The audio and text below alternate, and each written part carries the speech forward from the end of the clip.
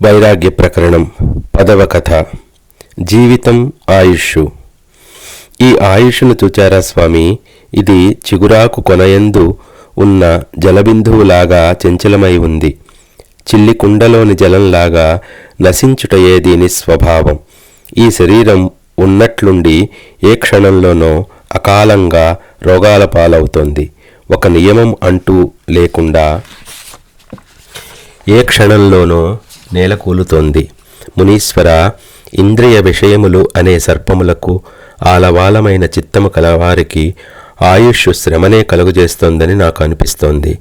ఆత్మజ్ఞానం పొందిన వారికి మాత్రమే అది ప్రయోజనకరం. ఎందుకంటారా? ఒకవైపు ఇంద్రియ శక్తులను ఇంద్రియ విషయములే బలహీనపరుస్తుంటే బ్రతుకు త్వరగా ఆయాసకరం అవటంలో ఆశ్చర్యమేమున్నది? మేము ఇంద్రియ దృష్టిని మాత్రమే కలిగి ఉంటున్నాం. అందుకే మా ఆయుష్ నిష్ప్రయోజనం అయిపోతోంది. ఈ జగత్తులో కొందరు స్వస్వరూపమగు ఆత్మ గురించి ఎరుగుచున్నవారై అట్టి ఆత్మపదమునందు విశ్రమించుచున్నారు. అందుచేత లాభాలాభములందు సమబుద్ధి కలిగి ఉంటున్నారు. అట్టి వారి పట్ల మాత్రమే ఈ ఆయుష్ సౌఖ్యప్రదం అవుతోంది. ఇక మేము ఈ పరిమిత శరీరాదులందు ఈ శరీరమే మేము అనునట్టి దేహాత్మ బుద్ధి కలిగి ఉంటున్నాం. అందుచేతనే కాబోలు అనేక చింతలు మమ్ములను హింసించి వేస్తున్నాయి. అయినా ఈ ఆయుష్ను నమ్మి ఉండటం ఎట్లా చెప్పండి? ఏ క్షణంలో ఏదైనా కావచ్చును. వాయువు యొక్క ప్రసరణమును అలలను నిరోధించవచ్చునేమో గాని నీటి బుడగ వంటి ఆయుష్ను నిలపగలమని నమ్మి ఉండటం ఉచితమేనా? ఇది అతి చంచలమైనది కదా. అందుకే జ్ఞానులు దీనిని తరంగము వలె, చమురు లేని దీపం వలె త్వరలో నశించిపోయేదానిలాగానే చూస్తారు. కొందరు జనులు, అయ్యా, మేము భగవంతుని గురించి ముసలితనంలో చూచుకుంటాం, ఇప్పుడు తొందర ఏమి వచ్చింది అని అంటూ ఉంటారు. వారికి ఆయుష్పై ఎంత నమ్మకం! ఇట్లు వారు నమ్మి మోసపోవటలేదా?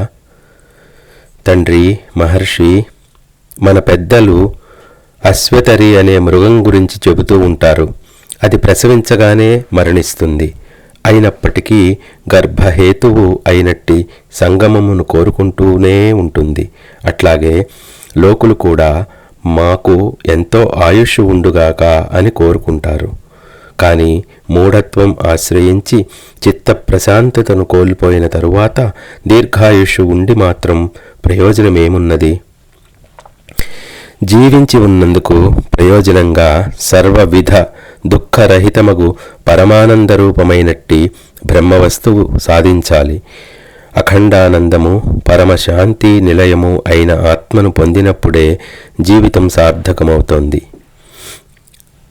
తరవోపి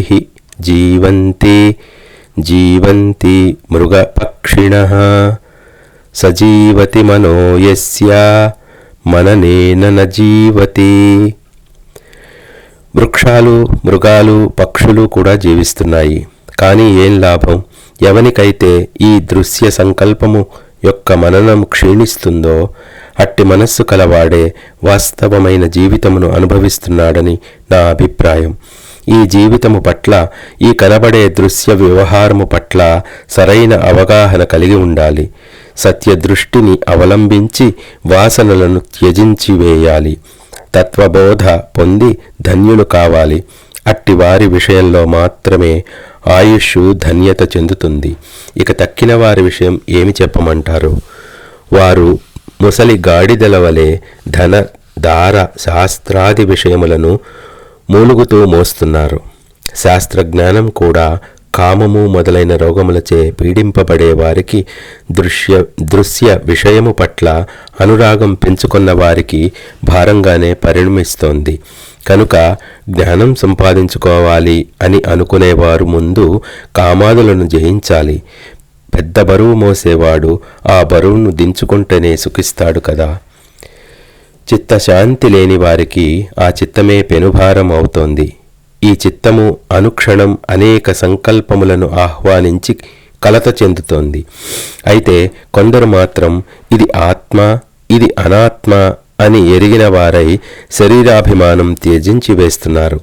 ఈ శరీరమును కూడా ఇతర దృశ్య పదార్థముల వలె ఒకానొక బాహ్యమైన వస్తువు వలె చూచుతున్నారు. వారి బుద్ధి నిర్మలం కాగా మనస్సుకు స్వస్థత చేకూరుతోంది. మనోస్వస్థత లేని చోట అందమైన రూపం, శరీర పుష్టి, లౌకికమైన తెలివితేటలు, దీర్ఘాయుష్షు, శాస్త్రజ్ఞానం, సంకల్ప సామర్థ్యం, గొప్ప జ్ఞానశక్తి ఇవన్నీ నిష్ప్రయోజనమే అవుతున్నాయి. పెనుభారముగా పరిణమించి అనేక దుఃఖములను ప్రోగు చేసి పెడుతున్నాయి. అయితే మేము యౌవన గర్వాతిరేకం చేత ఇదంతా గుర్తించలేకున్నాము. ఏవేవైతే చూచుకొని మేము ఇంతటి వారము కదా అని అనుకుంటున్నామో అవన్నీ మా వెంటే ఉంటున్నాయా? లేదు. కొద్ది కాలంలో మా మాన గర్వాలన్నీ నేలరాచి మమ్మలను విడిచిపోతున్నాయి. ఈ ఆయుష్షు స్థిరమైన సుఖం గాని సారభూతమైన అంశము గాని కలిగి ఉండనప్పుడు ఇది గుణహీనమై వ్యర్థమే అవుతుంది కదా.